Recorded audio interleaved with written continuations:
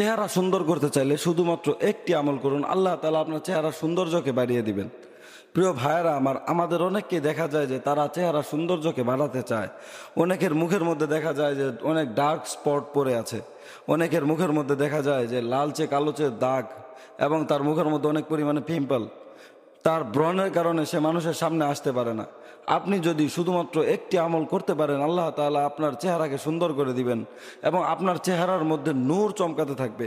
অনেককেই দেখবেন যে তার চেহারাটা কালো, কিন্তু তারপরেও তাকে দেখলে মনে হয় যে না, তার চেহারার মধ্যে নূর চমকাচ্ছে। তার চেহারার মধ্যে আল্লাহ তাআলা এত সৌন্দর্য দান করেছেন, কালোর মধ্যেও ফেস কাটিং এত সুন্দর দেখা যায় যে মনে হয় যে সে একজন আল্লাহওয়ালা ব্যক্তি। আপনি যদি শুধুমাত্র এই একটি আমল করতে পারেন, আল্লাহ তাআলা আপনার চেহারা সৌন্দর্যকে বাড়িয়ে দিবেন। সেই আমলটি হলো, প্রত্যেক ফরজ নামাজের পরে একবার দুরূদ শরীফ পাঠ করবেন। দুরূদ শরীফ পড়ার পরে আপনি বলবেন, আল্লাহুম্মা জাম্মিলনি ইয়া নূর, আল্লাহুম্মা জাম্মিলনি ইয়া নূর, আল্লাহুম্মা জাম্মিলনি ইয়া নূর।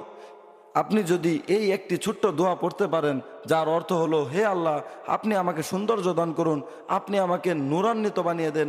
আপনি যদি এই একটি আমল করতে পারেন, দেখবেন আল্লাহ তাআলা আপনার চেহারা সৌন্দর্যকে বাড়িয়ে দিবেন এবং আপনার চেহারার মধ্যে লাবণ্যতা ভেসে উঠবে।